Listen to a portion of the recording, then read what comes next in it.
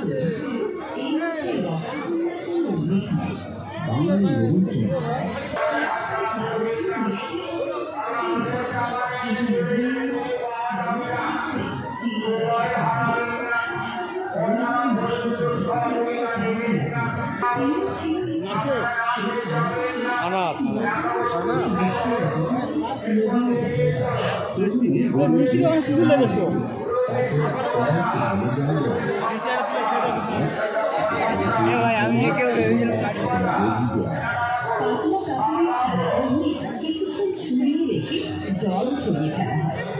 অনেক মানুষই শুধু ছানা তৈরি করে মিষ্টির দোকানে বিক্রি করে তাদের উপার্জন করে থাকেন। আবার অনেকে দুধ থেকে ক্ষীর তৈরি করে খোয়া ক্ষীর বিক্রি করে সংসার চালান, যা থেকে সন্দেশ বা ক্ষীরের সিঙ্গারা বা অন্যান্য মিষ্টি তৈরি করেন কারিগরেরা।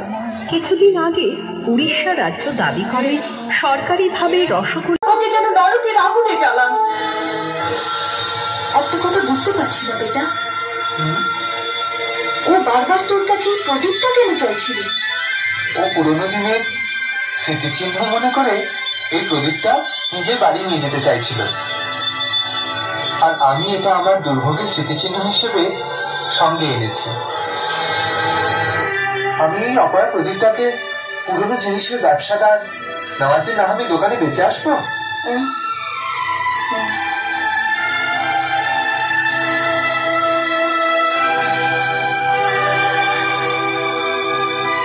এই বেকার জিনিসটাকে কে কিনবে? প্রদীপ তো ভীষণ ময়লা, আর এতে জমও লেগে আছে। এটা একটু সাফ তো করে নে।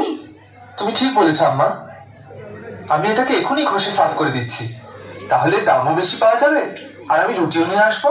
হ্যাঁ,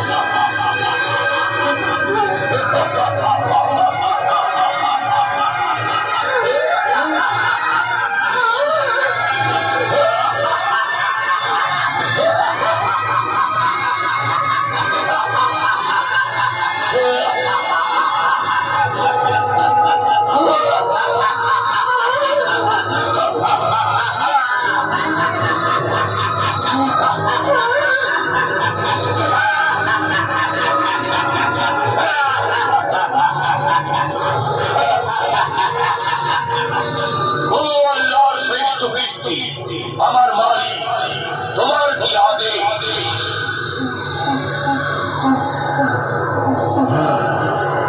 আমি বাঁচতে চাই, কিন্তু দেখছি মৃত্যু আমার পিছু ছাড়েনি। ওই মৃত্যুর গুহা থেকে আমার প্রাণ তো বেঁচে গেছে, কিন্তু এখন মনে হচ্ছে আমার প্রাণ আর বাঁচবে না। তুই আমায় মেরে ফেলবি। ওখানে তো মরবার জন্য আমি একলাই ছিলাম, কিন্তু এখানে তো আমার সাথে আমার মা বাঁচবে না। আমি ওই অপরা প্রদীপটাকে ওখান থেকে উঠে কেন নিয়ে এসেছি? এর প্রদীপ অপয়া নয়, এটা তোমার সৌভাগ্যের প্রদীপ আমার মালিক। কিন্তু কিন্তু তুই কে?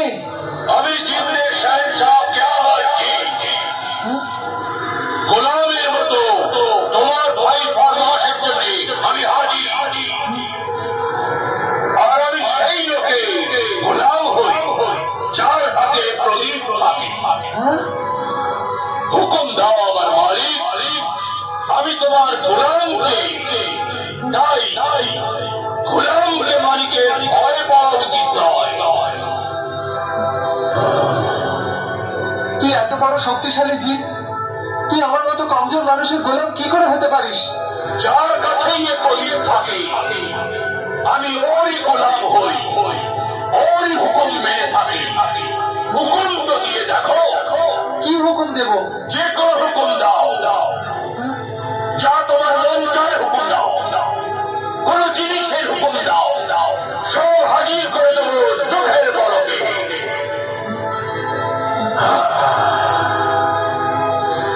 না তুমি আমার গোলাম, আর না আমি তোমার মালিক।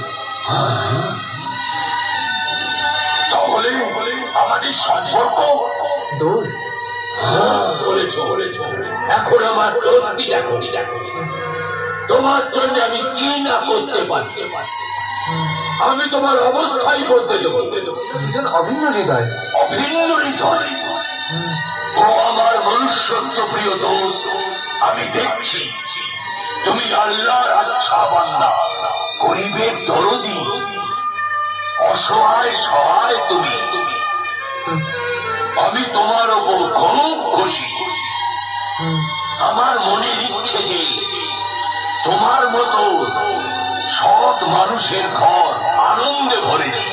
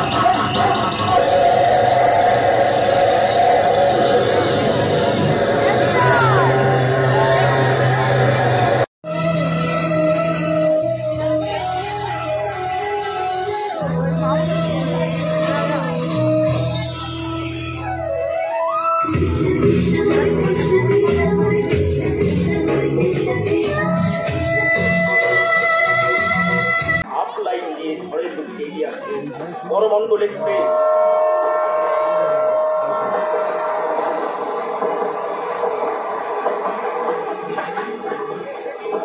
ছিল মালগাড়ি। ঠিক একই সময় আসার কথা ছিল যশবন্তপুর হাওড়া এক্সপ্রেস। দুটি ট্রেন যাতে ঠিকভাবে পাস করতে পারে তার জন্য সিদ্ধান্ত দেওয়া হয়েছে। কিন্তু কিছু ভুলের কারণে লুপ লাইনে ঢুকে পড়ল করমণ্ডল এক্সপ্রেস।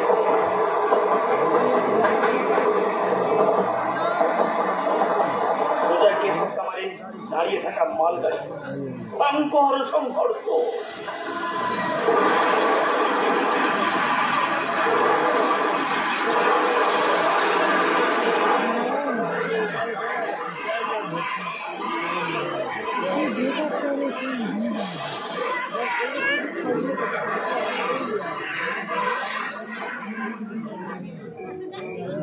ছিটকে যায় কয়েকটি বগি, 3-4টি বগি মোচার খোলার মতো উড়ে গিয়ে পড়ে ডাউন লাইন।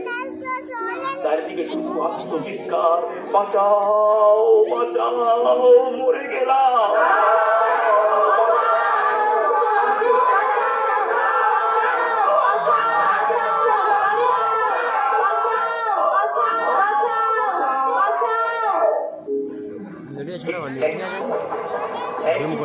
ডাউন লাইন এগিয়ে আসে যশবন্তপুর এক্সপ্রেস।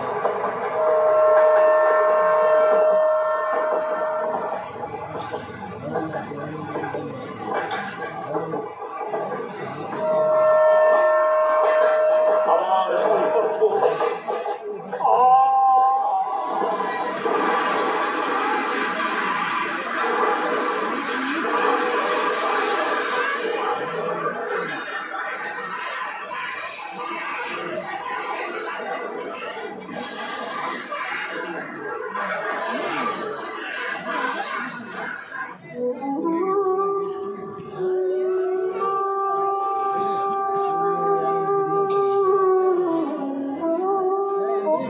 চাপা পড়ে যায় কয়েকশো মানুষ, রক্তে লাল হয়ে যায় মাটি, শরীর ভিজে উঠে যায় মাথা, কারোর হাত পা সব রক্তের ডালায় পরিণত হয়।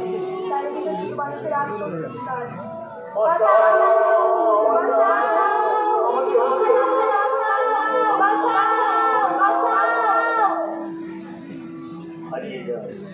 হারিয়ে যায় কত যাত্রীর গান। কেউ হারিয়ে ফেলে তার শিশুকে, কেউ হারিয়ে ফেলে তার বাবা মা। বাংলার অনেক মানুষ নিজেদের জীবিকা নির্বাহের জন্য পাড়ি দিচ্ছেন ভিন রাজ্যে। তারা অনেকেই মারা যায়, আহত হন কয়েক হাজার মানুষ।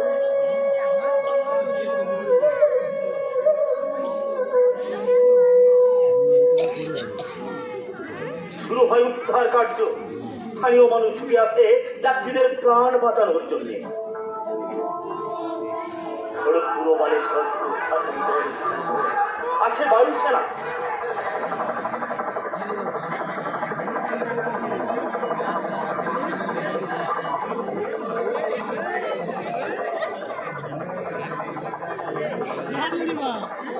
দিল্লি যেতে পারবো কি দেখবো।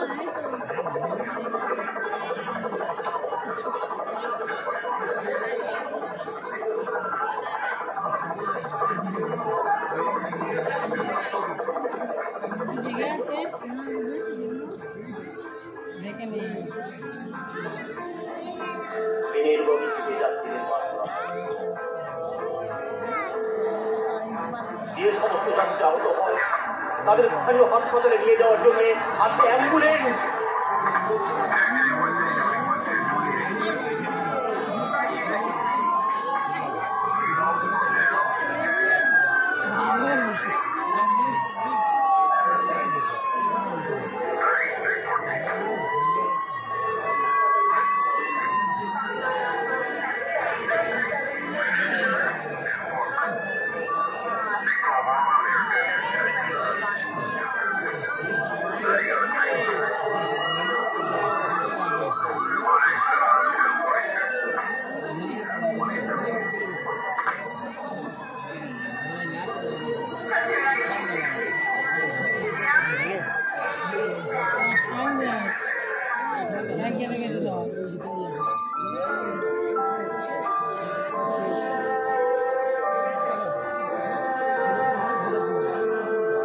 এই অ্যাক্সিডেন্টে কত পরিবার হারিয়ে ফেলে তার সন্তানকে, হারিয়ে ফেলে তার স্বামীকে।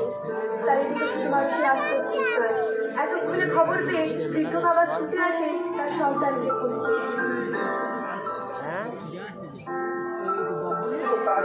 কোথায় আমার ছেলে? কোথায়? ওকে খুঁজে দাও বাবা, ওকে আমি খুঁজে পাচ্ছি না, খুঁজে দাও। শান্ত হ। আমার ছেলেকে তোমার খুঁজে দাও।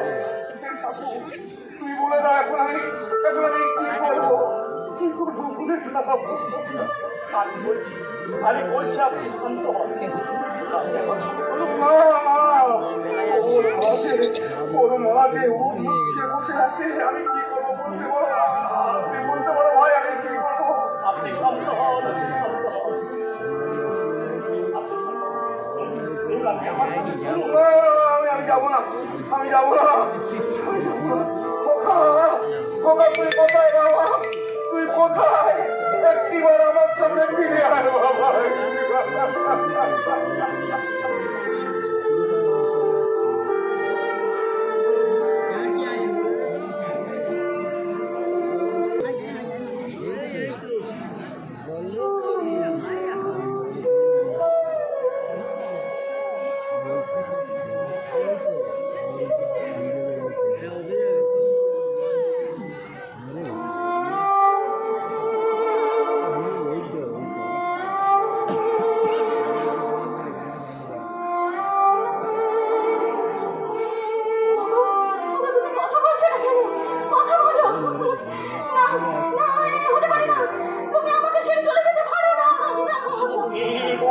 শান্ত হও বৌদি, শান্ত হও।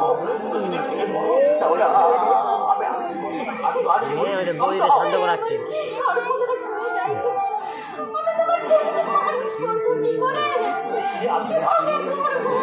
ভেঙে পড়ো না বৌদি, তুমি যদি ভেঙে পড়ো তাহলে ভেঙে পড়ো না বৌদি, তুমি ভেঙে পড়ো না, তুমি শান্ত হও। কোথায় নিয়ে যাচ্ছ? নিয়ে যেও না, নিয়ে যেও না, নিয়ে যাও না, নিয়ে যেও না।